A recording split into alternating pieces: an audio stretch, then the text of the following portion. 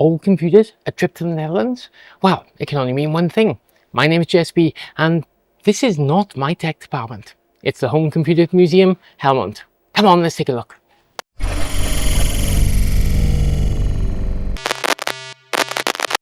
We all know that PCBWay make fantastic PCB boards, starting from just $5, and include things like, well, getting a replacement board for this old ZX Spectrum. What happens if your 3D printer isn't up to the task?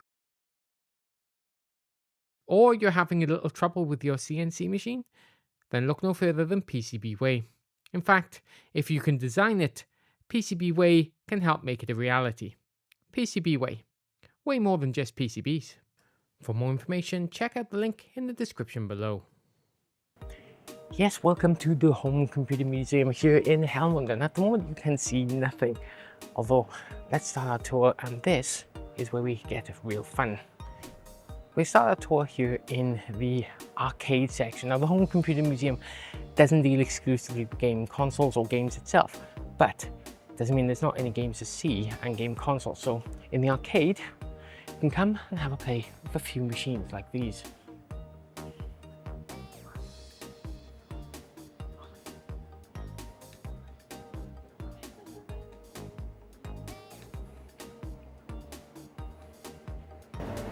I can't resist Sega Rally, never have been able to, and this wasn't working last time I was here, so let's give it a go and watch how bad I can drive.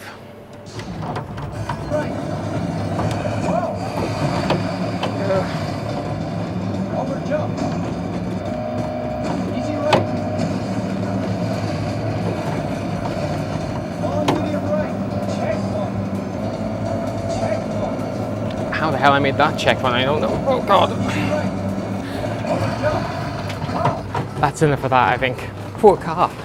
Glad I gave up driving.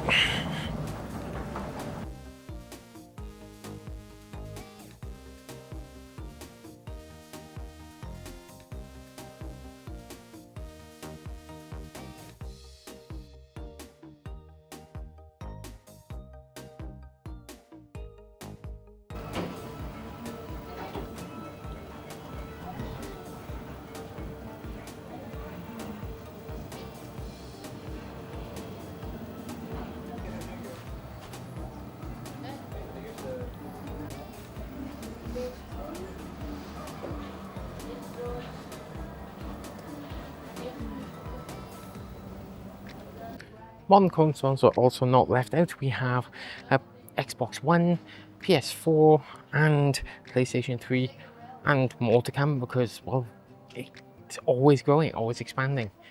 But this is just the tiniest tip of the iceberg. Come on, we need to get going somewhere else.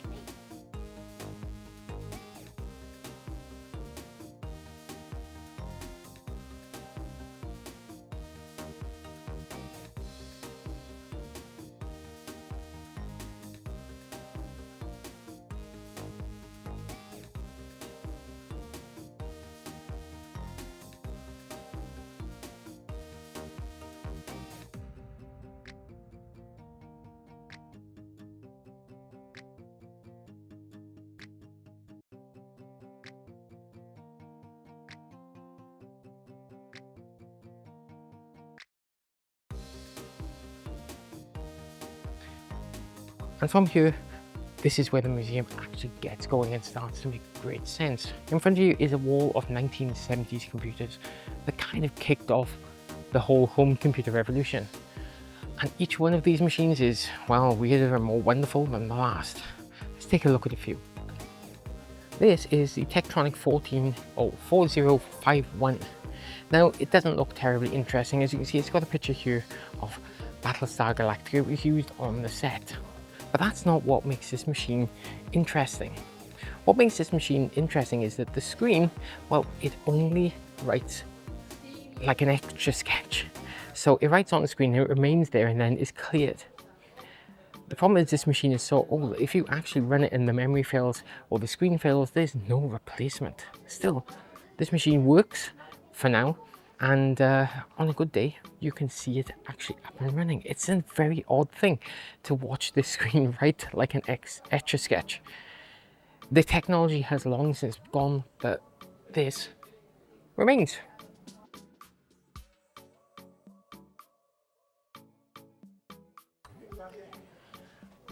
this is a IBM 5110 from 1978.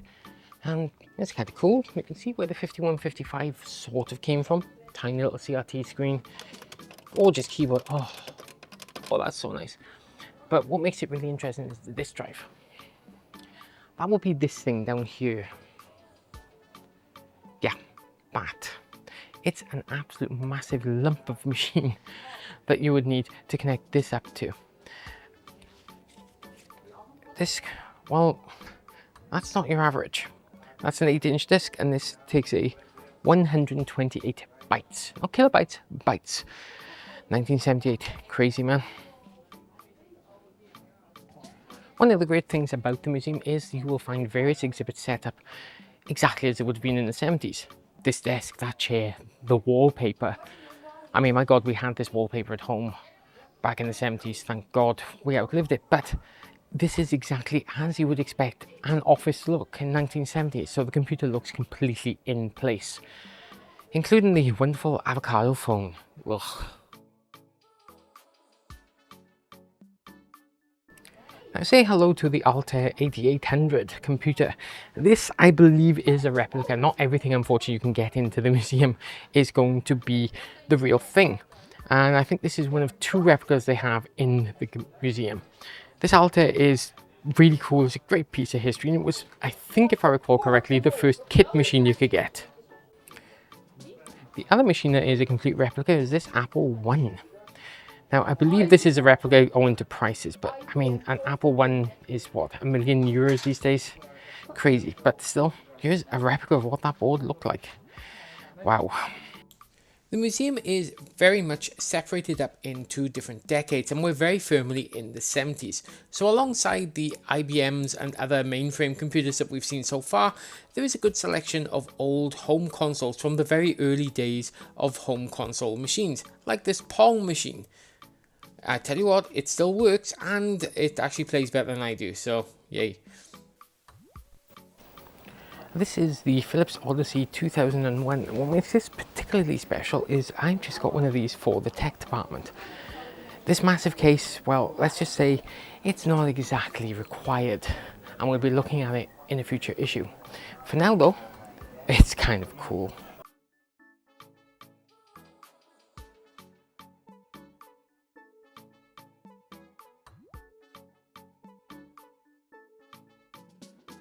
How about the Vader action? An Atari 2600 all black, known as the Vader. And look, it's playing something. I have no idea what this is. Reese, if you're around, Control Alt Reese, let me know what that is, because I have no idea. Well, this is an unusual thing to see. It's harder to find these days, but it was one of the originals, the Fairchild Stroke Saba Channel F. It was one of the first consoles, came out, I believe, before the Atari. Comes with cartridges, and yeah, here it is sitting there. And if you're lucky when you come in, it works. That, of course, is sat alongside these. These are hard drives. Now, to give you an idea of scale, that's a 2.5-inch hard drive. But, well, that's terrifying. Now, how about a nice game of chess? In this case, with this beautifully preserved Commodore PET 2001 series. I love the tiny little keyboard.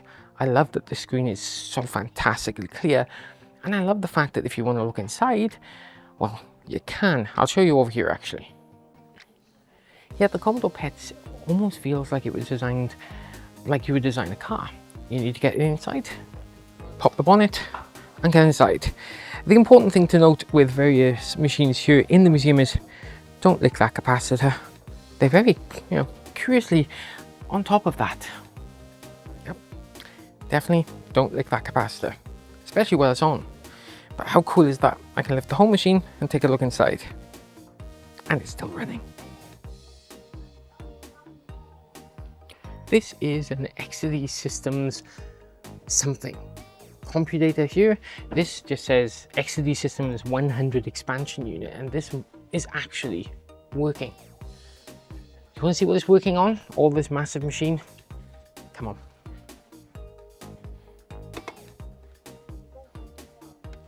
I've just realized I've pushed start and I have no idea what the keys are. Oh, there we go. Okay, that's good. We've got fire. ZX. Take out the centipede. Take him out, take him out. Come on, come on. Ha, gotcha. Yeah, so the tab says this is an XD Sorcerer, which was an American computer company known for its video game creation. So this may have been the machine they created things on, I guess. So it says this has the power of a ZX80 from the Tandy TRS-80. Okay. So it says the Sorcerer was launched in 1978, but never had big success in the US. However, in the Netherlands, it was huge. Thanks to Teliac in 1979, who offered a course using these machines, later followed by the BBC. Ah, so there we are.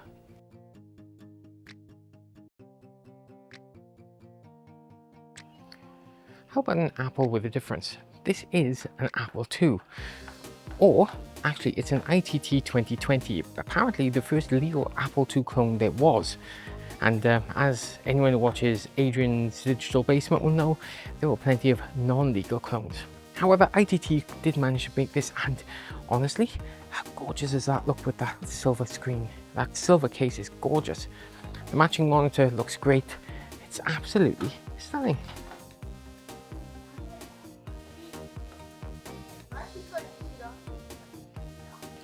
It's not just European systems that make it to the museum. This is a TRS-80, the TRS-80 from Tandy, the Radio Shack, and wow, they've got all the accessories with this. Honestly, this has been, I think, modded. There are 3 switches on the back here, but look at this screen, look at how clear everything is. Cool is that? All the way over from the US. Just awesome.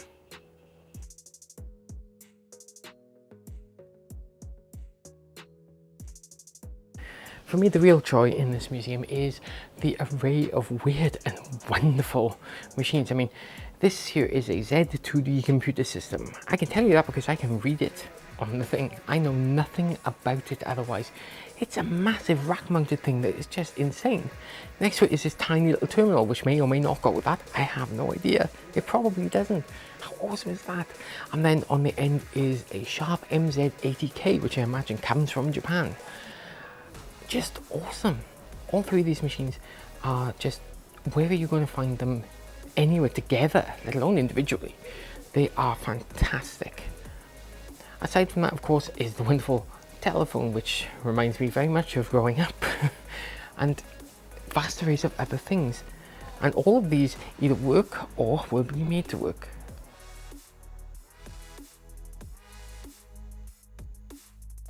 How about a little Atari fun? The Atari 800, the one that was on sale for around $1,000, I think, when it was brand new. Well, look at it, it's here, it's complete, it's always playing missile command. Can we get it working? Come on, one of these buttons has to get it working. Start, of course. And I blew up the wrong thing. Alongside the 800, we have this little 400 on display. Isn't it wonderful? Oh, it feels so terrible, and yet at the same time wonderfully put together. Atari at this age were great for building machines that were just, well, bulletproof. Let's go Pac-Man. And one thing you will notice on there are these. Now, periodically we'll see signs that have this on it. Hello, this computer is adopted by Inga, and you can adopt a computer with the hope of, well, keeping it running for another year.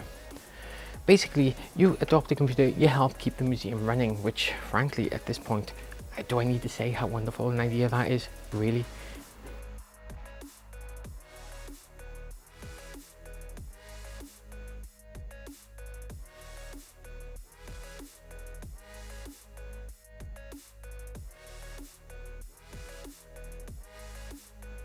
How about a little Vectrex action? Let's see if we can reset the game. Oh, okay.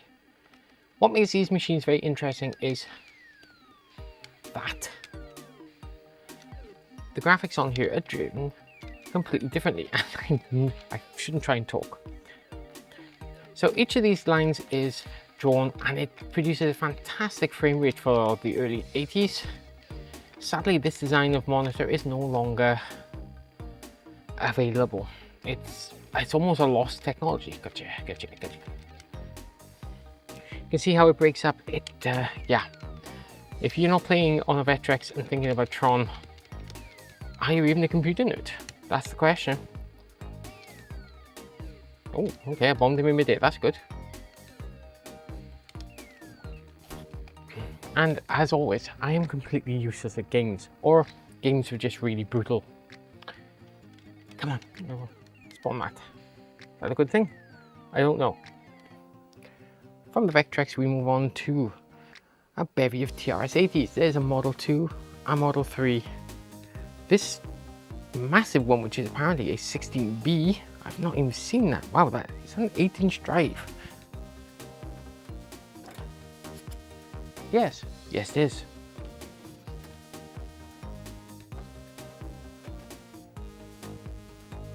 And if you like those Tandy TRS-80s, how about this bevy of handhelds? These little handheld machines, as time went on, they miniaturized and got them down into, well, these little laptop-esque things. Still, I don't know if I'd want one. Perhaps the one that's most familiar to a lot of people is the Radio Shack TRS-80 Coco Color Computer 2. So this had 64K, and yeah, it's kind of related to the Dragon 32. If you've seen my latest video, you'll know I've worked on a Dragon 32 recently, but this is the other computer. The Coco 2 would be, I think, one of Tandy's last before they wandered into the PC realm, but yeah. Oh god, that keyboard. That's actually worse than the Dragon. Ugh. If you find the Color Computer 2 a little on the large side though, there's always this micro color computer. There it is, it's just working. Actually, I wonder, could this game actually load? Let's try it. If I remember from the Dragon, this should work.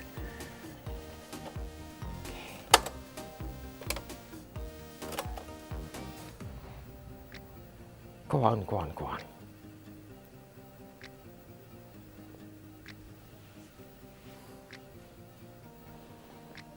Indeed it is. Oh, an input-output error. Never mind. Let's talk a bit about the computer boxes along the wall. Now, it's easy to imagine that these are just there for decoration. They aren't. Each of these contains the item that's supposed to be in that box. How crazy is that? Because if you want to, you could, if you ask nicely, take them off and have a look. And that's one of the cool things I love about this museum. It's a very hands-on experience. Take, for example, the Sharp Pocket Computer 1210. Now, I had the Sharp PC 1500. I hadn't seen the printer that came with it, but look, here it is for me to look at. I can take it off the shelf and reminisce about it. When I'm done, pop it back. How about this VIC-20 in, well, this is a copy machine, apparently. So this was set up so you would probably insert a cartridge there, record to the disc drive, the cassette player here, and adjust everything else. How cool is that? Here's another interesting machine. This is the Sharp MZ700. I know literally nothing about it, but it has a game. Hit spacebar to play. Ah, all right. Oh. By the time I worked out what was going on, I'm dead. Okay, all right, we can do this. What's the goal? Oh god, this is vicious.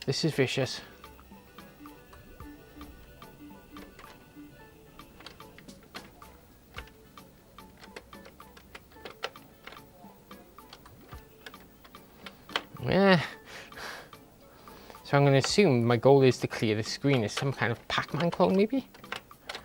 Oh god. Ah. They are vicious, but cool.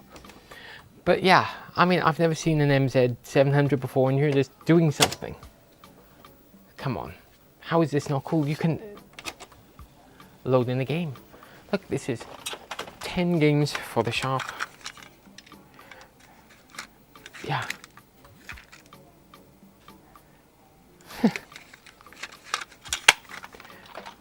If you want to try them, you can work it out. Of course, you need to know how to load it, but then that's why we provide the manual. Look at this. You'll need to learn German, and my German's not that great, especially when it comes to programming. So let's move on.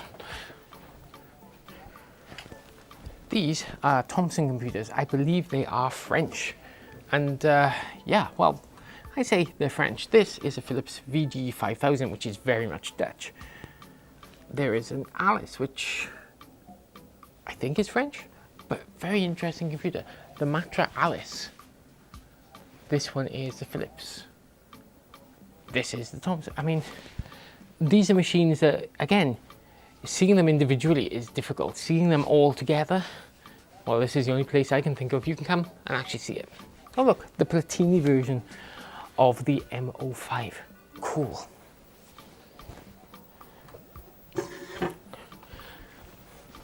Time for a little MSX action now. And whilst MSX was kind of really big in Japan, it didn't really take the rest of the world by storm. Although in Holland and the Netherlands, yeah, it did. And this is a great example of it, the Sony Hit-Bit. This cool little MSX machine, well, it has it all. But right now, let's try a breakout clone. Ooh, that is not quick. And I still missed. Actually, with it not being quick is actually one of the problems. I have to really anticipate where that ball's going to go.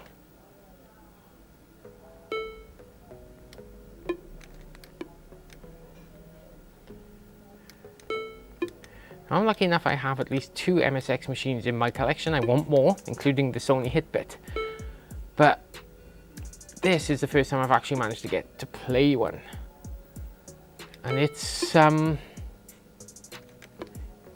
thing. Ah, I looked away. No.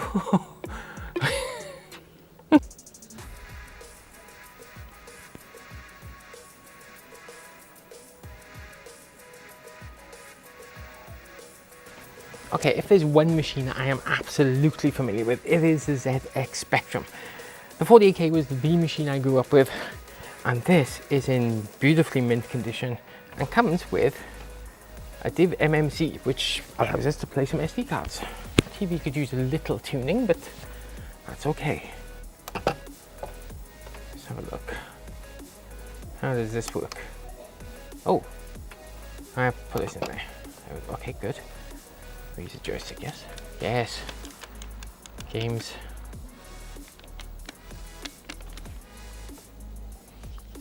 Oh, a game of Bomb Jack. My better half is a huge fan of Bomb Jack. Oh wow, there. Okay, we're gonna be a while.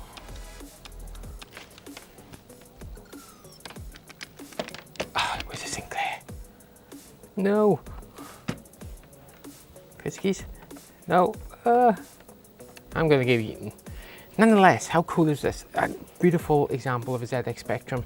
And yeah, gotta get me one of those div MMC machine jobbies. I have a few Spectrums. Speaking of which, next to the Spectrum, if this is Sinclair's most famous creation, how about the most infamous? From the famous to the infamous, this is Sir Clyde Sinclair's attempt to break away from the gaming nonsense that was the Sinclair ZX Spectrum. But the QL was meant to be a serious business machine. It came with dual microdrives, which, well, let's face it, they're terrible. They're not great at all. In fact, let's leave that out and reset this. The machine launched to mediocre reviews, they needed repairs, and yeah. Ugh.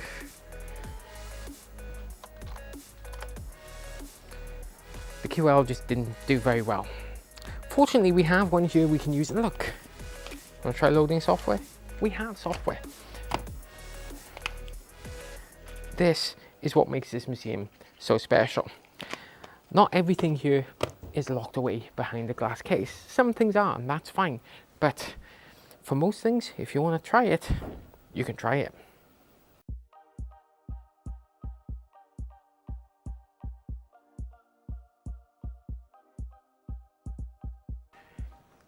Now this is, for me, one of the undoubted stars of the museum. It's beautiful, rare, and I will guarantee that 99% of you have never heard of it, because I hadn't heard of it. This is the Holborn System 6100. These were invented by a Dutch manufacturer, and I believe there are just around 200 examples of various Holborn machines, full stop, available. And the museum has at least 3 of them. They're not really in working condition, but they are so beautiful, and the museum is trying to fix that. But the design on them is everything that the 1970s sci-fi movie was about. This beautiful curved neck for the monitor, this wonderful keyboard, it just screams put me on a film set. I absolutely adore it, and knowing they are so rare and there are so many here, well, it's awesome. To give you an idea how rare they are, a private collector offered a not too insubstantial sum to buy all 3, and was declined. That's how rare these machines are, and they are absolutely beautiful.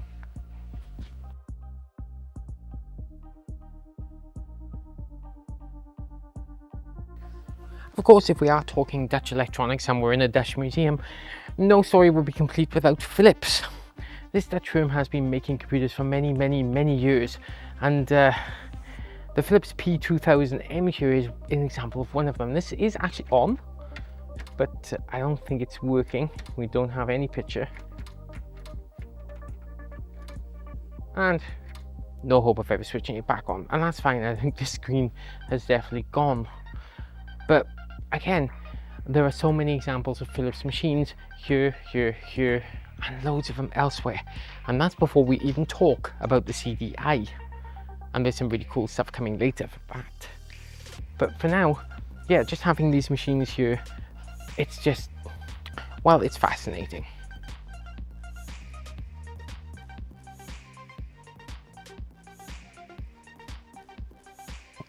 From Philips to Big Blue, well, you can't tell the story of the home computer without IBM, and the museum has several cool machines here from the original IBM series. Let's take a look at a few, shall we? Of course, IBM's most famous computer, I suppose, is the 5150. It's the machine that kicked off the whole race to find a home computer. This particular machine, I mean, what I find really shocking is that we have the IBM PC on top, and then if you wanted extra disk drives, well, you bought another machine-sized container just for those disk drives, and that's all it's for. There's no actual other PC in there. It's fascinating. Moving up in the world, we have now the 5170. The 286 era has arrived, and this machine, well, it's cool. Oh, look, we have games. Frogger. Oh, there's nothing like using the IBM keyboard. Let's use the keyboard, please, thank you. Skill level 1, I'm an idiot. Speed 1, I'm an idiot. And there we go. Wait, this is 1?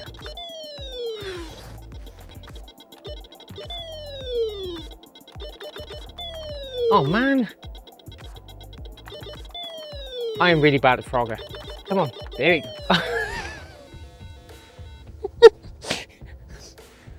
Moving on. These laptops would crush you. But for you, we have 2 examples. The Osborne one, which was one of the first portable machines with its tiny little screen, 2 disk drives, space to hold stuff, a massive keyboard that you could fold up and take with you. It's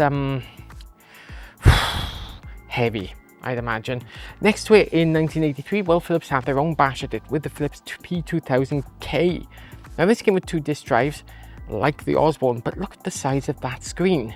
So much nicer to work on, although, my God, can you imagine actually trying to carry that on a train? how much of a lunatic would you look? Of course, IBM would not be left out, and this is the 5155, the portable. Now, I'm lucky enough I actually own one of these myself, or at least I'm the custodian of one of these, and I can tell you now, it's heavy. It's so freaking heavy. It's 30 kilos. I would not want to be the business person on the go when I must take my computer with me. Next to it is Compaq, of course, who set up to basically go, hey IBM, screw you, we can do better. And well, they kind of did. In 1983, they came up with the Compaq portable, and honestly, it's kind of a nicer machine. I like the green more than the orange, and yeah, I still can't imagine it's any lighter though. Which one would you choose? Let me know in the comments below. Of course, Commodore would not be left out, and for some reason they thought the C64 would be the perfect machine to miniaturize and make portable. Now bear in mind, the C64 was already pretty portable, and putting it with this tiny little screen to go with it, I'm not really sure it made sense. However, today these machines are incredibly desirable because, well, it's a C64 you can take with you. Why would you not? Now, Tandy may have given up on the old TRS-80, but, well, when I say they'd given up, this is a TRS-80 from 1983, a Tandy 2000, but it's essentially TRS-80. I don't know what it is, but it's fantastic otherwise, isn't it? My God, what were they thinking? It's kind of cool though. Next to it is their first PC clone, the Tandy 1000 HD. Well, it's a PC Junior clone. The IBM PC Junior was, well, let's say it's not popular. It didn't do well. And to prove it, here is a Tandy, here is an IBM PC Junior. It's cute, look at the little keyboard, it's so adorable. It's a really nice looking machine, but it was as popular as a bucket of vomit. People didn't go for it. It was different, and this is a problem you find with a lot of manufacturers. They make them incompatible with original machines, or some kind of difficulty in comparing it to an original machine, and then end up finding out there's no customers for it. So these three, I can't imagine any of them sold well, but my God, isn't it wonderful to see them? By the mid-80s, we were entering what I like to think of as the fruit-based era. And here we have a pair of apricots. This British firm, if I remember correctly, came up with a few machines. I don't think they did terribly well, but for 1984, these look like 3.5-inch drives. Not bad. This apricot portable is, I mean, that's kind of cool. It's got a cool vibe about it, but that LCD screen, I don't think that's going to make a lot of people want to switch. Nonetheless, I'd wager that's a damn sight lighter than the 5155, don't you? Olivetti, of course, have been making machines for many years, especially for business users. And these bevy of machines from 1985 and the early 80s, well, kind of cool. These are M24 machines, and it was their first modern PC. Looks like this one's got a green monitor and this one's got a color one. They're really interesting. I mean, these keyboards are certainly something. And then on the end we have the M21, which I'm going to guess is yet another portable. You see, mid-80s, definitely everyone wanted to get something they could take on the go. And I'm not sure they all understood the brief. Of course, no computer museum would be complete without the monster that was Commodore. In the late 70s and 80s, you would have expected to see Commodore everywhere and anywhere. If you had a business machine or a home machine, chances are Commodore had something to do with it. So it's not surprising to discover, well, a huge amount of Commodore stuff here, and especially from the C64. But how about a VIC-20? And I can say that here, because the VIC-20 is exactly what this is. This is a VIC-20. Why am I concerned about a VIC-20? Well, I have a VIC-20 in my collection. It's not this version, and honestly, it's not a VIC-20. It's a VC-20, because in Germany, VIC-20, well, that's a bit rude. So they changed it to the Volkscomputer or the VC20, so you didn't sound like you were swearing to people. Anyway, that's a VIC-20, but how about the C64? Come on, you knew this was coming. We all knew this was coming. Again, any self-respecting computer collector nerd like myself, how can you not have a C64? And it looks like we've got a graphic adventure. Yeah, let's head out of that, shall we? Dance of the Vampires, apparently. A door leads in. Enter door. There. Hang on. Go through door. It does nothing.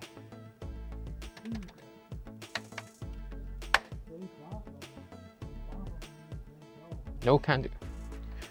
Go through door. I was thinking about that.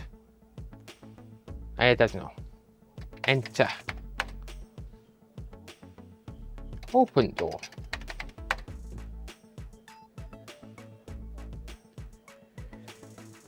Graphic adventures. Am I right? This, kids, is how we used to torture ourselves back in the 80s. Okay, in the cabinet of wonders, we have, well, wonderful things like this 1980 VIC 1001 Japanese edition. Or how about the Commodore Max, a Japanese-only Commodore, if I recall correctly. Then there's the C64 silver label. If you have one of these, well, you're damn lucky. Around here, though, you're more likely to have one of these, the Aldi edition. Yes, back in the late 80s, Aldi released a version of the C64 and it sold like hotcakes. No one is really sure why. They think it was just that Commodore did a great deal on, we have some old bread bin style components left over, why don't you just put these together with whatever we've got and sell them? Maybe it worked. In fact, it probably worked a bit too well, and you will recognize this from my own channel. This is a C64G. It's like the Aldi version, only not quite. You have the key extra stuff underneath the keys, not on top. But really, I think that computer only exists because the Aldi one did so well and Commodore realized they could do some cool stuff. Get rid of old parts and keep selling the C64. I mean, it is rumored that the C64 would have kept selling had it not been for the disk drive being so expensive. This machine is a C64 that's been signed by David Pleasance, and if you're a UK Commodore fan, you'll know exactly who this is. He was a sales manager, CEO of Commodore UK, one of the few Commodore areas that was still making money as the rest of the company crashed. Sadly, he didn't get to buy out the Commodore name. Escom bought it out instead, and well, moving on. How about a few rare examples of computers? Here we have the C116. Part of the trio of death, the series of Commodore 16 machines that were cost-reduced versions really of the C64 that, well, didn't sell. The C116 was released really only in Germany, and yeah, it kind of didn't work because why would you get a 16K version of something when the 64 existed? The same said for the Commodore 16 itself. This was, well, not quite as cut down as the C116, but the problem was it's a C64-esque looking machine that isn't a C64. The cool thing was that it did have a cost-reduced chip known as the TED chip, which combined the audio and video capabilities of the machine and was actually quite advanced, more so than the VIC-2 and SID combination in the C64. Problem was, it was in a 16K machine. Then, of course, there was the outlier. The Commodore Plus 4 was the last in the trio, except this one is not that. This is a Commodore 232. It's incredibly rare. It's a prototype that was never made to market, but if you look at it, it's a Commodore Plus 4. The Plus 4 was the last machine to be built around the TED chip architecture and was aimed at business users. I have one myself, and it's got 64K of memory. But because the software would only be compatible with the C16 or the C116, it was never built to take advantage of that. So any software that was made for the C60, the Plus 4, well, it was hobbled by needing to work on the C16 as well. Oh, what could have been? Then there were the just plain dumb ideas. The C64 console. This was stupid for so many reasons, but mostly because almost every C64 game you had took advantage of a keyboard in one way or another. This came without that, meaning that although you had a vast software library, well, you couldn't do anything with it. The C64C was an attempt to actually refresh the model range, and whilst it's kind of cool and Amiga-esque, it didn't really catch on, and again, that's why the C64G and the Aldi C64 seem to do so much better. People like the bread bin, and well, I kind of like it too. Here's an actual Commodore Plus 4 working, and these are hard to find working these days. The keyboard can wear out, but mostly it's the TED chip that does these in.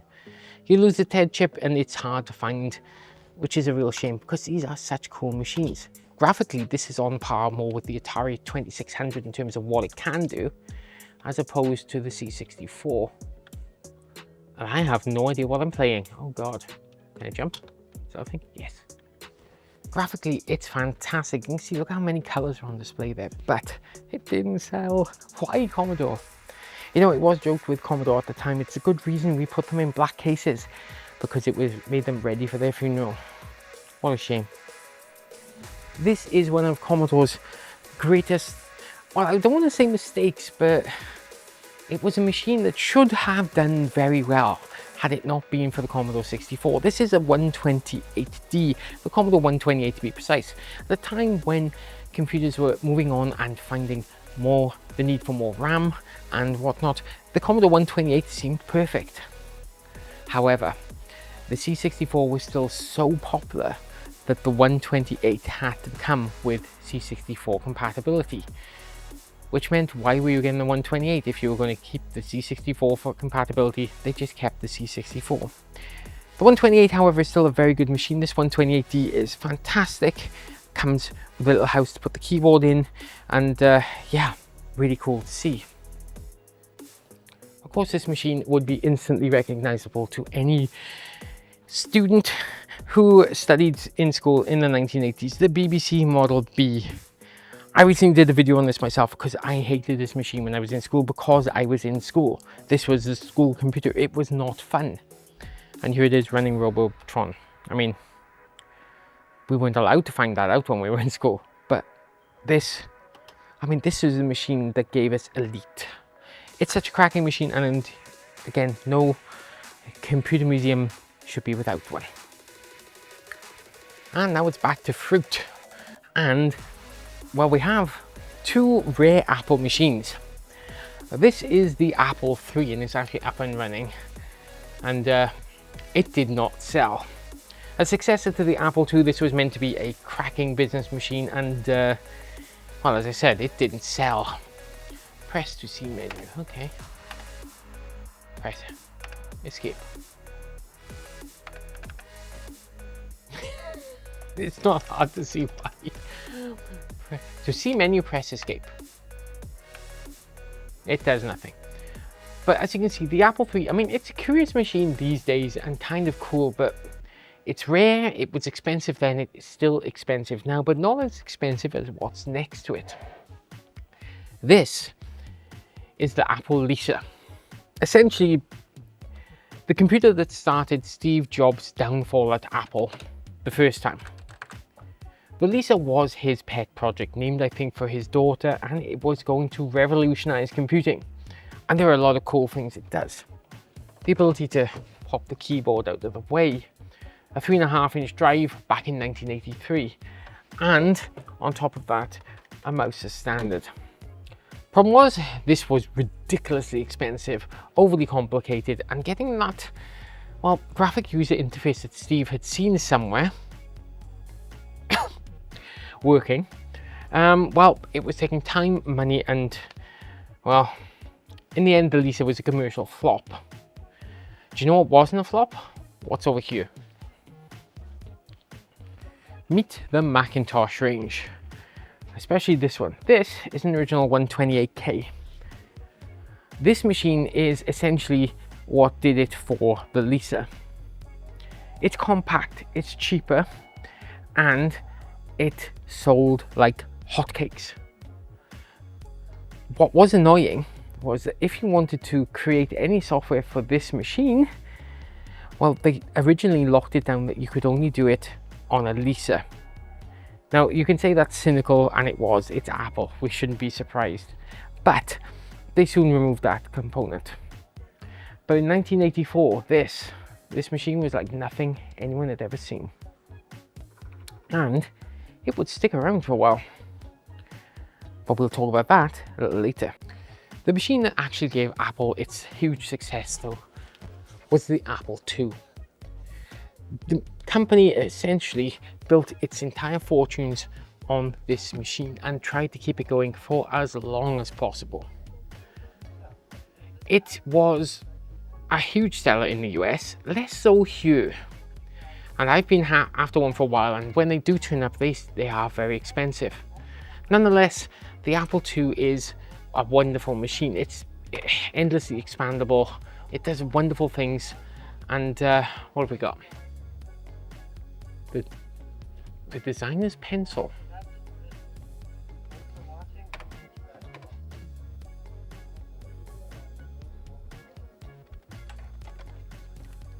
Oh, cool. So it does something.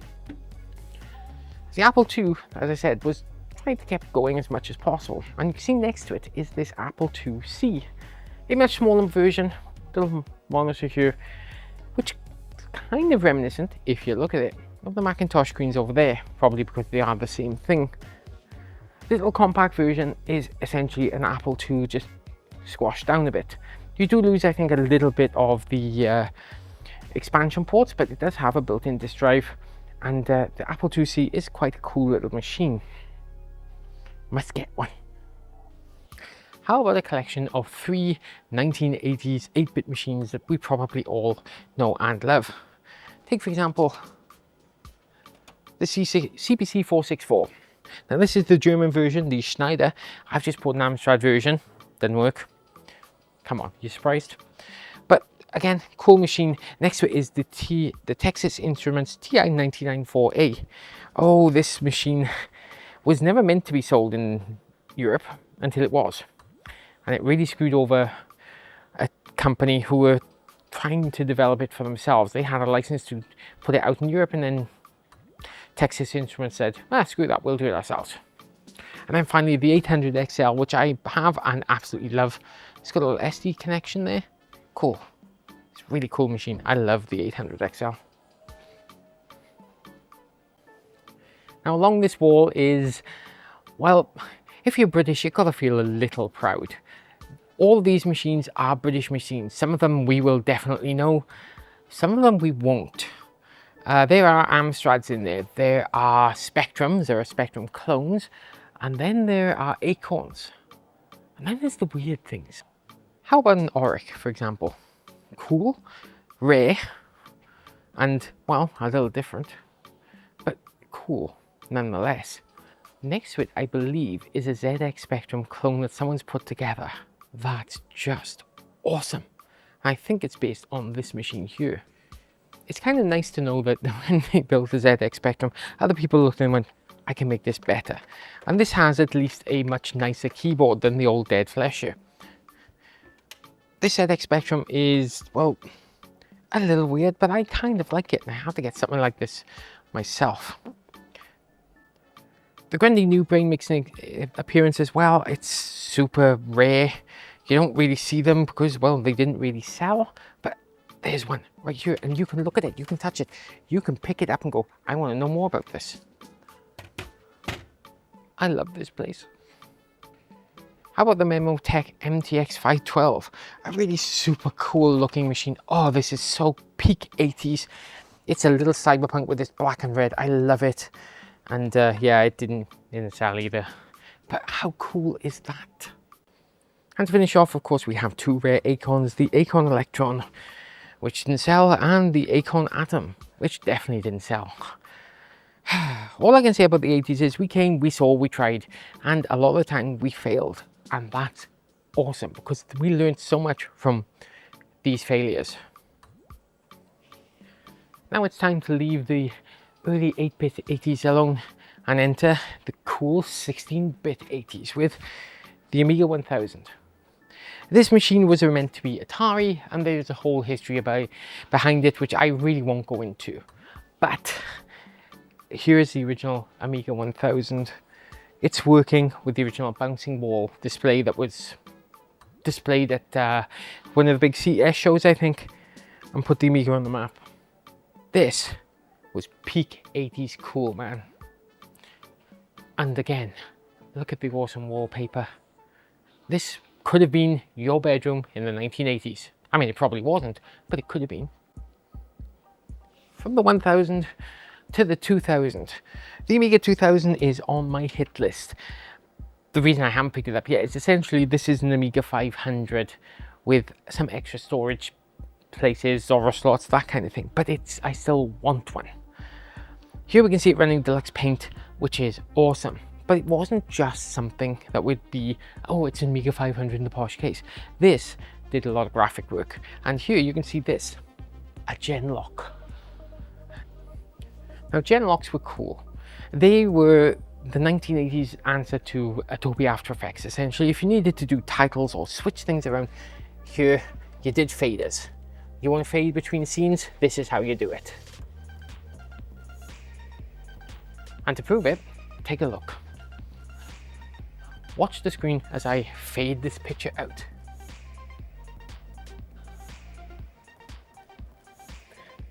How cool is that? Yeah, in the mid-80s, that's how you did training on TV sets and whatnot. Your TV show, we need a fade here. Let's pull that out. And it would be done manually. These days, of course, we just push a button and it all automated. But that's so cool. Hidden in the corner, you'll find a couple of old Macs. We have an SE30, an SE, and a Mac Classic 2. Well, curiously, we're here to pick up at least one of these machines today. Not these ones, but certainly in that family. You'll also find this kind of sad-looking Mac Plus sat all by itself. This is the other machine I'm due to pick up today. Again, not this one, but one very much like it. So, hopefully we can give it a better home than sitting there by itself. Hasn't even got any software to run, love it. But still, if you're looking for, you know, a Macintosh to see how they evolved, or frankly didn't at times, well, yeah, there's plenty of options here. And here you'll find the Macintosh SE30 and its, well, direct replacement, allegedly, the Macintosh 2. Well, Macintosh 2 machines can be difficult, but look at that, it's got the beautiful Prince of Persia on there. That looks kind of really nice on that screen. Must make time to play that one, but judging how well that's gone lately, we'll see. And now two unusual machines. We have the Macintosh Portable. This is Apple's first attempt at a laptop. It kind of worked. It's much lighter than the original 5150, but this was made in 1989. Sorry, this is much lighter than the 5155 IBM, but this is well, it's 1989, so it didn't really do much. It's still very heavy. The next one will be a lot better. But next to it is a computer I'm familiar with from school, the Acorn Archimedes A3000. Now, we had one of these in school, although it might have been a 3110. I can't remember. It didn't do well. But I know what you're thinking. What is that thing on the posters in front here? Well, that is the undisputed star of the show for the Home Computing Museum. Come on, let's meet him. This is the mighty Astartes 2. I had a look to remember how to pronounce this. The Astartes 2, and I'm in the shot essentially to give you an idea of scale. This is huge. And I'm not talking like a little bit, I mean this is massive. What is it? Well, this is a design computer from the mid-1980s. It was designed here in the Netherlands. There's a little keyboard hidden there. And it was put out there for design studios. So if you wanted a new logo or any graphic design done in the 80s and you could afford it, the Astartes 2 here was the top of the range machine to do it. What makes it special? Well, I believe the museum knows of about 3 of these machines left. And this one, which was owned by the original inventor of this machine, he was still using it. One machine, the Astartes 1, at the University of Amsterdam. And I think they know of one other, maybe. They may be getting another machine to go with this one, but, well, let's take a little tour and show you what I mean.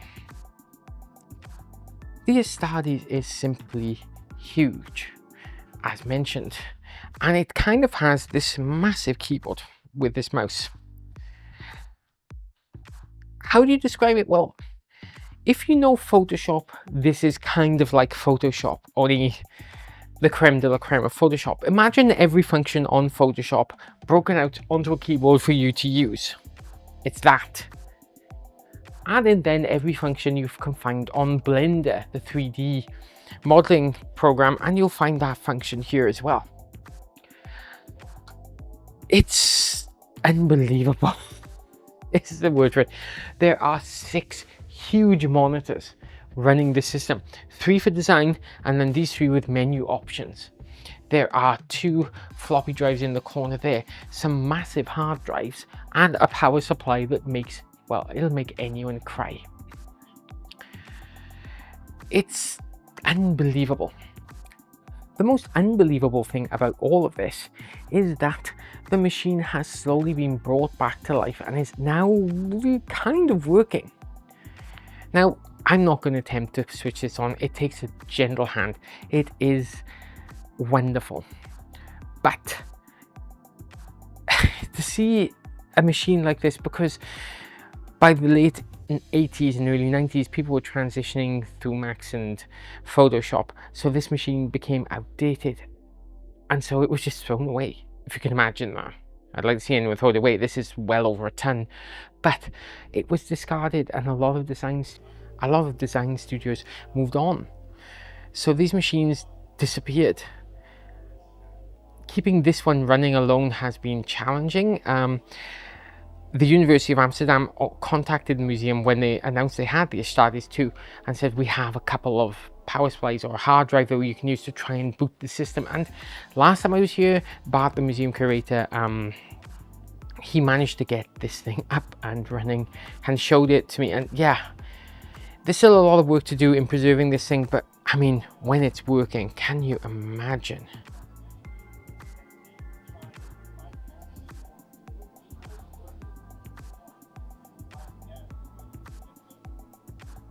Just for clarity, what they have at the back there is one hard drive with the black cover on it, and then the thing right at the back, that's one of the power supplies for this one.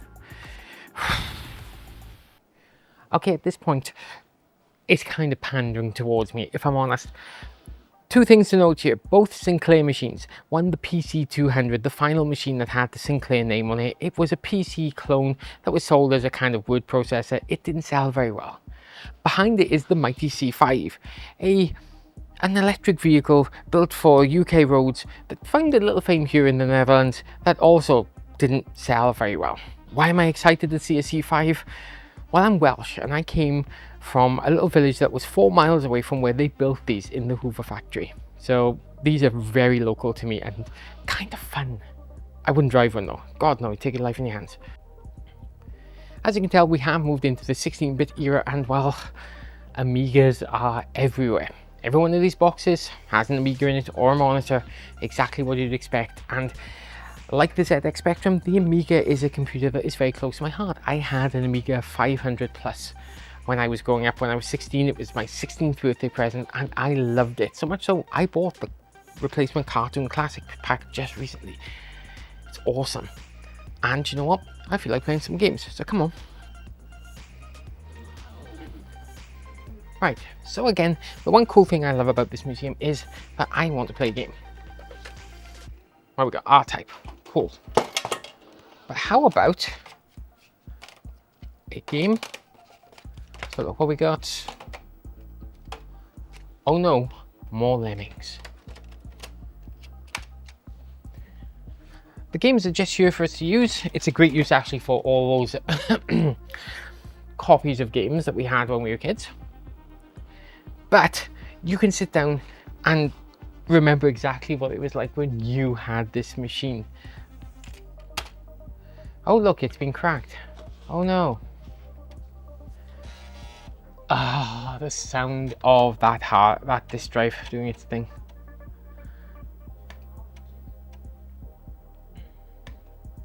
Come on, give me my lemmings.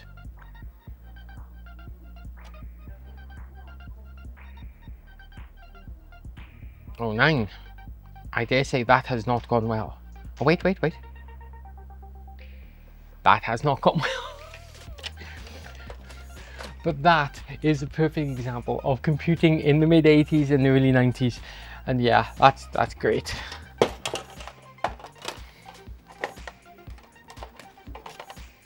Let's go back to R-Type. We know that was working.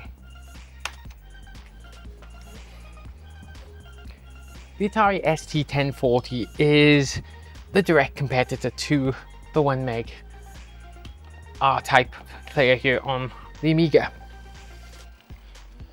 Oh, we have. Come on. Well, that's embarrassing, I suppose. I was trying to make this work and it's not having a bar of it, which is a shame, but we have open. Still, awesome to have it.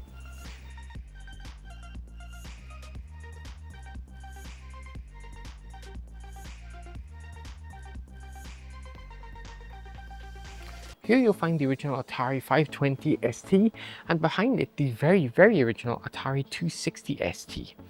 The 260 ST is incredibly rare because it was one of the first versions to come out. They discovered that 260 kilobytes or 256 kilobytes of RAM wasn't going to cut it, so they quickly released the 520 with 512 kilobits.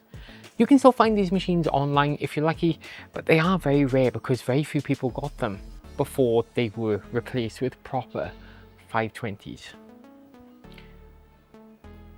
Just like the Commodore SX64 we saw, a weird portable, Atari would also try and get their systems portable and into business hands. Here's the Atari Stacy 2, an ST laptop essentially, and yeah, guess what?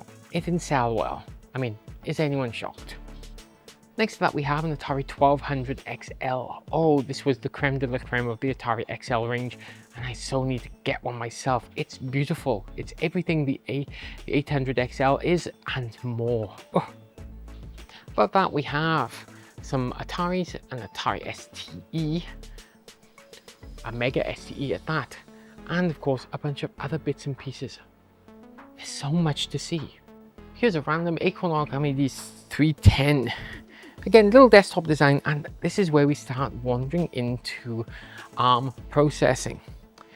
Yes, the ARM processor that runs every system, every phone that you can think of these days, near enough. Well, it began like few.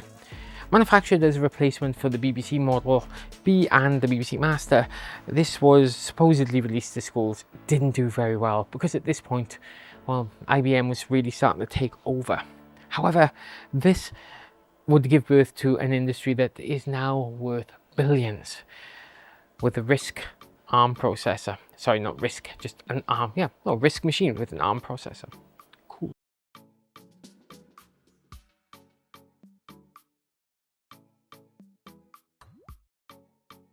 Two unusual machines. We have the Apple II GS, which is a cool little system. Imagine the Macintosh 2, you know, compiled down into something more cute, and yet not as small as the usual Macintoshes. Great, awesome to see. Next to it we have a Philips machine, another MSX machine, I believe. Yeah, this is an MSX2 machine, and yeah, again, awesome to see. So I have a habit of going past these, but yeah, and this is playing a very special game. It is the Home Computer Museum startup game. Essentially, it takes a lot for volunteers to come in and correctly get all these machines up and running. So they thought they'd turn it into a game for the MSX. So let's try it. Yes, Zone 1, the 70s. Computers to be turned on in about 60 seconds. 2 Pong, oh god, that went quick.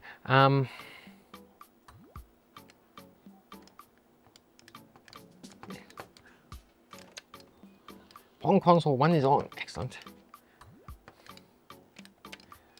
Pong console is on. Okay, come on. Oh no, that's a glass cabinet. This joystick is horrible. Okay, we got one. Atari 800 is on. Come on. One more. Apple II is on, and finally. Now the fun thing about this game is if you want to play it yourself, you can either come here to the museum, which why are you not here already, but also if you become a patron and help support the museum's running, you get your own copy of this to download for the MSX, which you can run on emulator. I'm going to do that when I get home because I have a copy of this because I'm a patron. Come on, you know you want it.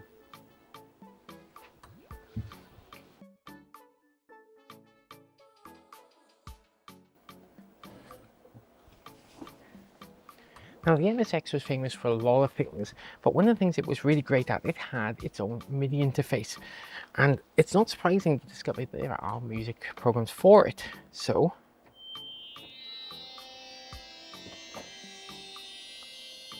you can do your own music.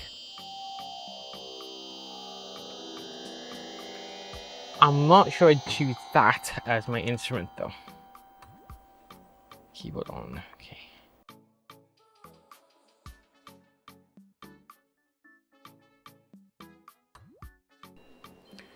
We're now heading firmly into the 90s and the PC is starting to become the be-all and end-all of computing, at least if you want a home computer. At this point, consoles are sprouting off and doing their own thing, so we end up with machines like this Tandy 1000. This has a 286 machine, 286 processor in there, and is running the wonderful Planet X3 right now. This is very much the PC zone and PC gaming zone, so if that's your bag, this is where you need to be.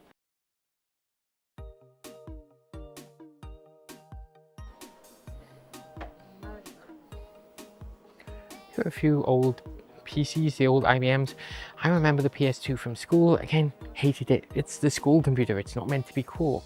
But alongside it is the 5162, which was an XT/286 machine. Which, yeah, still runs, still works, still looks incredibly IBM. Awesome.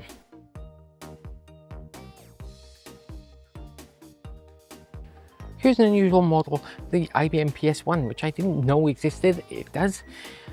Seems to have Donald Duck with a lot of money. Or choose difficulty level. Easy money. Standard wages, hardly. Give me the easy money. I wonder what we're playing. I have no idea. The PS1 kind of reminds me a lot of the PC Junior. Since I know neither system very well, it's possible. It's also not doing anything. Or more likely it's just a 1990 computer and it's very slow. And it is. Now I've got to be honest, if this was the 1990s, this would be the machine I would go for. It's all black. And on top of that, it has the wonderful Roland MT32 soundtrack creator. It's fantastic. Imagine if you're, well, imagine a sound blaster only way better. And then we get to the weird. Now the CDI was Philips' attempt to create their own games console. And boy did they try. I have one of these machines. I have a CD210, I believe. But it wasn't terribly popular. That didn't seem to stop Philips though. Here you have two televisions with built-in CDI consoles. So if I lift the lid, I'll probably break it. Let's push it instead. No. But they've got all the console built in. And if you think this 21-inch set is not enough for you, well, check this out. This 25-inch beauty is, well, massive. So look, brilliant CDI controller. What do we want to know about? Give us some entertainment. Where the CDI really excelled was the wonderful, wonderful video playback. This is way better than you got from a VHS on the day and even any PC games. This meant that you needed a cartridge in the back of it to be able to decode the video, but yeah, let's have a look.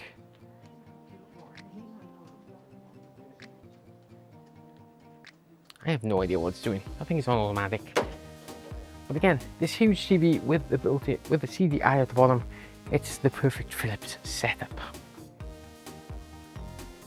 And of course, because Philips is a Dutch company and we are in the Netherlands, the museum has just about, well, it has everything to do with the Philips CDI. It has a complete collection of software, including a bunch of beta demos that never made it out, including a rare Mario one they found, I believe, all in here. So they have everything, including this Philips CD interactive debug station. It's, I mean, that's a thing, isn't it? Dear God. Here you'll find more Macintoshes, and they're all kind of doing much of a muchness. And that actually leads me on to something I would talk about in another video, and that is that as much as I love my Apple Macs, they are not cool. But we'll talk about that again. Opposite them, however, is something that's immensely cool. If you've ever wanted to see a next step computer system up close and personal, well, this is the place to come. For those who don't know, Next computers were the creation of Steve Jobs. That's right, after he had left Apple, totally voluntarily and not because he was fired, he said, screw you guys, I'm going to make my own computer systems with blackjack and strippers. In fact, forget both of those, we're just going to make this. And he created Next Step. Now, the Next computer systems were fantastic and at the same time kind of limited, but they did have one very important thing going for them: the Next Step software. Based on Unix, it would become a wonderful operating system, and Apple would buy Next computers in 1996, specifically to get hold of Next Step to replace OS 9. Next Step would go on to be OS 10, and Steve Jobs would come back to Apple with a vengeance, and the rest, as they say, well, that's history. Apple was in a heap of trouble. Now, a lot of it was because they just were producing far too many machines that was confusing. And then there's this. This is the wonderful anniversary model. To celebrate 20 years of Apple being Apple, they produced this anniversary model. It was ridiculously expensive. Rumored that if you bought one, a man in a chauffeur-driven car will come and personally deliver it to you. It's awful, let's be fair. It's essentially a laptop with a laptop screen put on to a kind of wall mounting effort with a great sound system. The Bose sound system is fantastic, but it's terrible. Steve Jobs, who came back to the company in 1996, was presented with one of these as a welcome back gift, and it's rumored that after the event it was found, a anniversary model was found next to a trash can. Just a terrible machine. Today, if you can find them, these are still expensive, but they're on my hit list because look at it, it's wonderfully awful. Apple computers are of course my kind of jam, and there are numerous collections here that I'm like, oh, I have one of those, I don't have that, and it's great to see. Of course, my personal favorites have always been the blue and whites, and they have a wonderful example of a blue and white Bondi iBook, the rather rare display screen LCD, Apple's first, and of course the standard blue and white. But we all know which computer saved Apple, and it's this one. The original Bondi Blue Mac was the computer that saved Apple, and I mean that literally. Within a year, these things had gone on to create the first profit for Apple in many a day. It would spawn a huge collection of these wonderful iconic machines, and the iMac is, well, just that, it's iconic. And of course, the museum wouldn't be the museum without a complete collection of each and every style. But this one I particularly like because it has this rare desk that's designed specifically for the iMac. They came in a variety of colors, and yeah, how awesomely late 90s is that? Now that Apple were making money again, they were making awesome design decisions, like the Apple Cube, which bombed, and the Apple iMac G4, which didn't. I love the Apple iMac G4, it's my personal favorite. Well, except for the G5. And wouldn't you know it, there's one looking right at me. Oh, it's okay, I'm in luck. It's actually a Mac Pro. Whew. we can't have the other girls worrying about that, can we?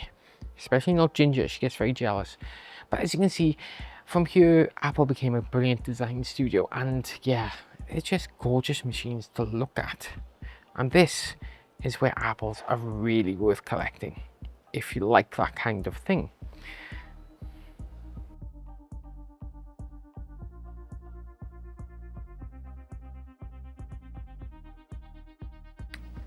Now these machines are very interesting because I have a little interest in 3D modeling myself. These are silicon graphics machines, and these were the state-of-the-art machines that brought us Jurassic Park. Yes, the new CGI dinosaurs back in 1993 were all created on silicon graphics hardware. They cost a fortune, they still do today. And creating anything 3D was incredibly difficult. But these are the machines that did it, and how awesome is it to see them in the museum. One thing I absolutely love about them, look at those colors. I mean, this purple, that needs to be in the tech department. I love my purple and I love my green, and well, we're getting there. But yeah, these machines, I would really like to sit down and see if I could ever manage to get something akin to a 3D model out of it, because I would really like to know how these worked. Or maybe next time. These are some rare 1995 Acorn RISC PC models. I know literally nothing about them. The only thing that's amusing me is I had forgotten about CD caddies. I had really forgotten about those. But again, these machines will go on to become something far more wonderful with the RISC processor, and still are today. You can buy new boards actually with RISC processors even today. But how cool is it to see these right here, right now? Two more MSX machines here. These are MSX2 machines, I think. Oh, no, MSX Turbo Rs. Well, there's something I know literally nothing about. And yeah, looks like we got a little game here. What we got going?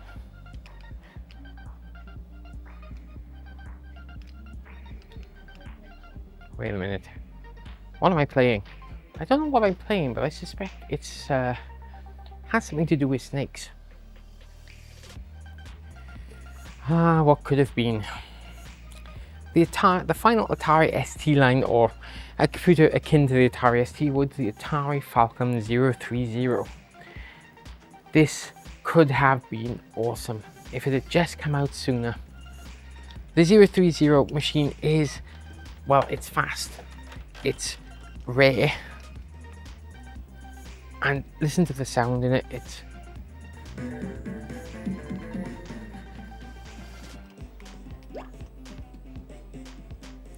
wonderful.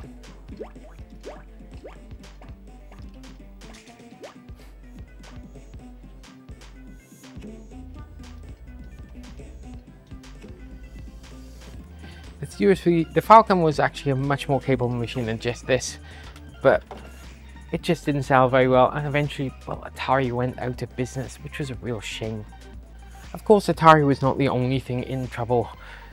Commodore were Commodore and doing wonderfully bizarre things like the CD TV. Now, if you imagine taking an Amiga 500, throwing it inside there with a CD drive, saying, here it is for your entertainment needs of interactive television.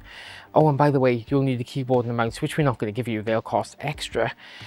And we're going to charge you a lot more than just an Amiga 500, the Amiga CD TV. Now, I really love it because, look at it, it's black. It's everything the 1990s living room was supposed to be.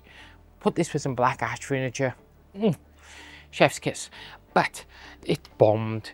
The games weren't terribly good. Quite often they would just be either these terrible sort of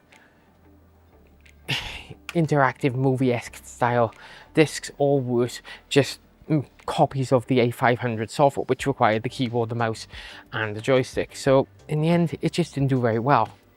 Next to it, well, let's take a look. The Amiga 600 was Commodore's attempt to make a cost-reduced Amiga 500. And boy, did it divide opinions. You either loved it or you hated it. I had an A500 Plus, and the A600 made little to no sense to me. My good friend who got me into Amigas actually swapped his A500 Plus for an A600, and it did not last long, I can tell you that. The lack of keys, the number keys, could cause problems with certain software. The Workbench 2.05 would occasionally cause issues as well, where things would not work, and yeah, it wasn't popular. Which is actually really daft, because now, some 30 years later, this machine is one of the best Amigas you can own. It has an internal IDE port, which means you can connect up a compact flash drive and use it for storing it like a hard drive. Its diminutive size means it can fit on almost any desk, and it is actually everything you want these days in a retro Amiga. How times have changed. Of course, one of the reasons that the A600 did so poorly was the release of this, the A1200.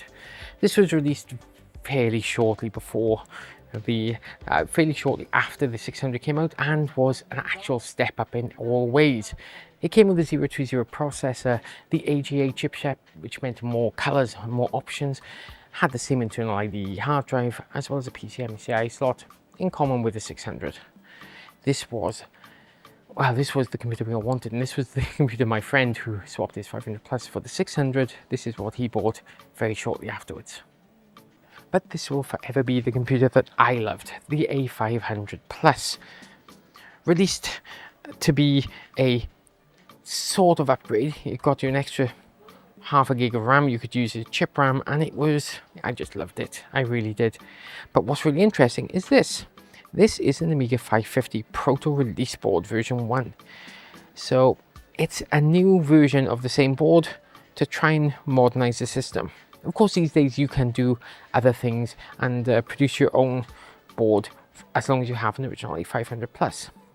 Why do you probably need to do this if you have an A500 Plus? Well, you see, Commodore put the battery for the real-time clock on the A500 Plus's main board, and it leaked. Many of these machines have become destroyed because that battery is leaked, including my own original machine. They're really popular for the Agnes chip, the Fat Agnes 8275, I think I remember. And yeah, today, though, an A500 Plus is an awesome choice. And then there were the Amiga exotics. The A4000, the A3000, the A3000UX, the A3000T, the A4000T.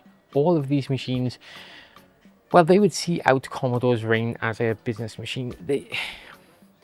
They were good machines, some of them, but it was too late. At this point, well, the PC was taking over, and these machines unfortunately lost their way. Eventually, the A4000T here, the A4000T, well, that will be released, but too late. SCOM did try and keep the machine running, but they are today super rare. So if you ever come across one and you can afford it, grab one. More music, this time with the Atari 1040. Again, like the MSX, the Atari was famous for its built-in MIDI ports, and well, Ataris were found in music studios long after they'd been stopped being produced. Again,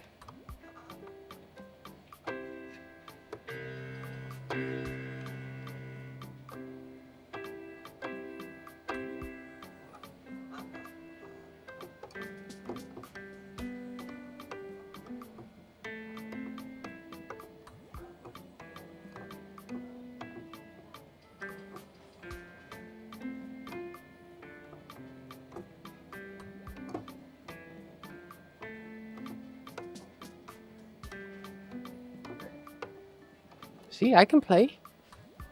Not well, but I can play. But these machines were fantastic for getting one of these cheap keyboards and playing. And yeah, they were still found in music studios years later.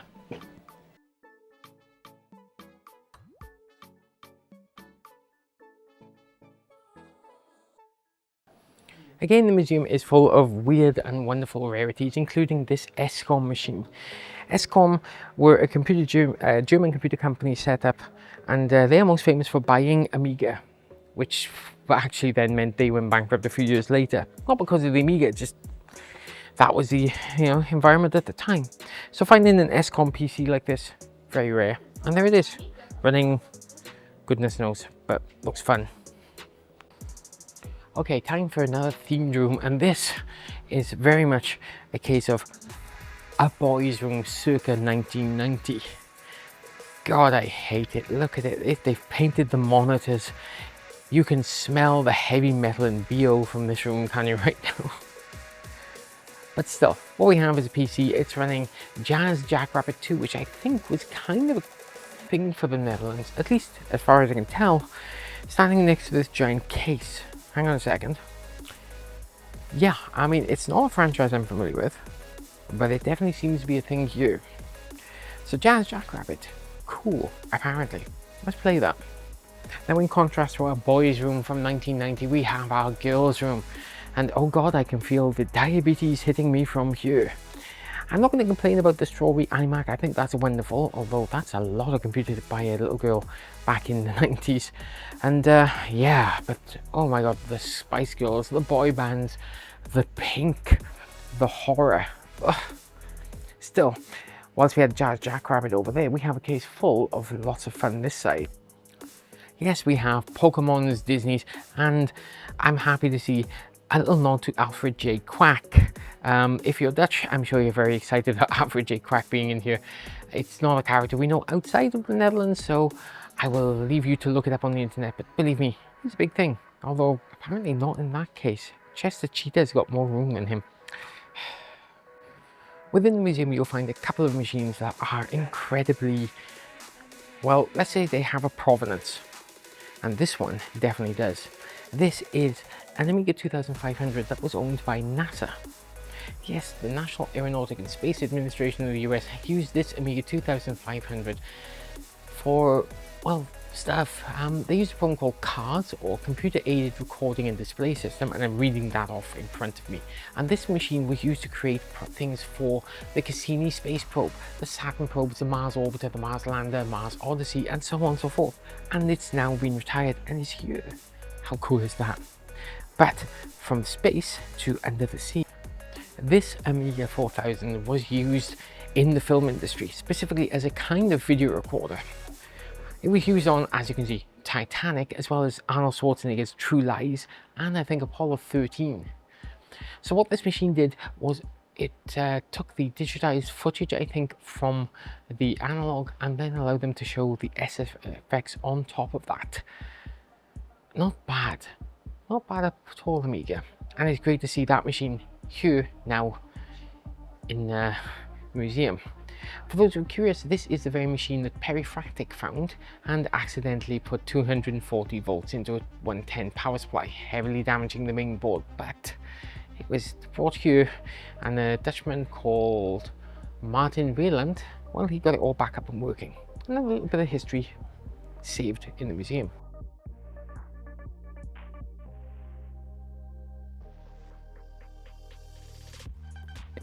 And then from the saved computers to something a little more naughty. This is an entire piracy collection. It's full of pirated software, pirated music, and it was donated to the museum because where else are you going to put it? By the year 2000, everything was starting to look decidedly PC, and well, we can see the last examples perhaps of that from two great companies. The Commodore IBM we see here would be its last hurrah in trying to get these machines out, whilst the IBM Aptivia range, well, that was their last hurrah too. Eventually, Commodore would disappear and IBM would, well, leave the PC business more or less to others, selling it entirely to Lenovo, I believe, which is a real shame.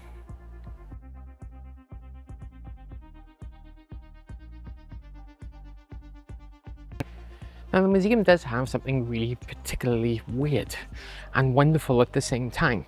What you see before you is essentially a server. Alright, not unusual in a museum this big. It's what it does. Do you remember the internet of 1996? Well, this server does. Yes, indeed, this is a snapshot of some of the internet from 1996. It's been pieced together from, I believe, the old Wayback Machine, and if you're lucky, some of these machines will be able to hook up to it and you can do a search like it's 1996. From the old-timey internet to this one, which is a wonderful little tiny Linux machine. And what do I mean by a tiny Linux machine? Well, take a look at this. This little computer is running a copy of MCC Interim Linux, namely version 2.0. It's from November 1996 and has this tiny cute little CRT in there. It's adorable. Sadly, unfortunately, it doesn't have a keyboard connected, so we can't get it up and running, but you can see it works more or less fine. All it needs is, needs to be able to hit. But yeah, how adorable is that, and how weird. Inside is a Pentium Pro at 200 MHz and 16 MB of RAM, making this tiny little Linux machine cool. Also, love that power switch. While PCs began to become much of a muchness, nothing encapsulates mid-2000s what the hell better than this Enigmax case with its horrible LED lighting, garish plastic colours and horrendous front bus. It's just terrible. It's wonderfully terrible. I love it. In the final room of the museum, you will find what has to be the greatest collection of big box software anywhere. Belonging to a single collector, it's on loan here at the museum, and my god, if it's in a big box, it's probably here. I mean that.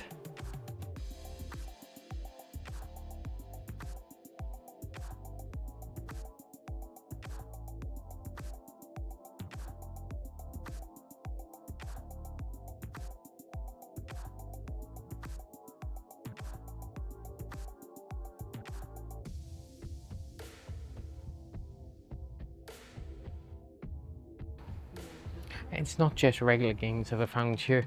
There are operating systems and a few decidedly not so safe for work titles as well.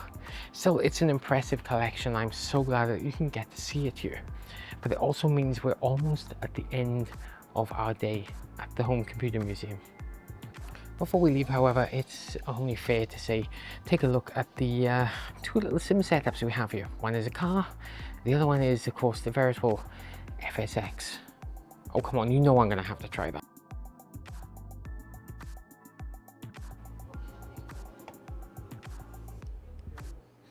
Curiously, despite it being pulled all the way back, we're not getting off the ground.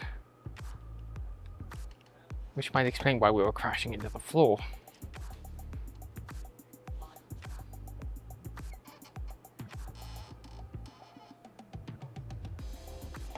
Oh.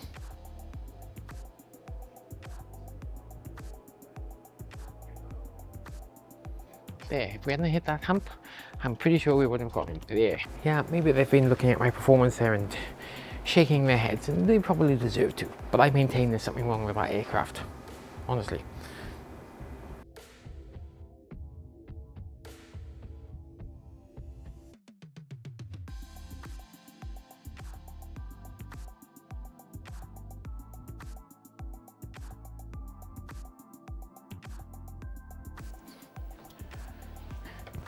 Well, my time at the museum is almost over, which is a shame because I could spend all day here, and well, frankly I have, twice. If you want to visit the Home Computer Museum in Helmond, well, it's really simple. There are flights to Schiphol, there are flights to Dusseldorf, there are even flights to Eindhoven if you're lucky enough, and it's all just an hour to an hour and a half train journey, or less, to get here. To get in, it costs just €10.24, which is a bargain in my book. If, however, you want to help the museum out by supporting them a little more than just with your entry money, well, you can actually become a patron at Patreon, and you will get 6 free entries a year, which I use today to get in, as I'm a patron. All that's left to say now is, when it comes to all computers, remember to reuse, recycle, and visit the Home Computer Museum here in Helmond. It's really great. You won't regret it, I promise.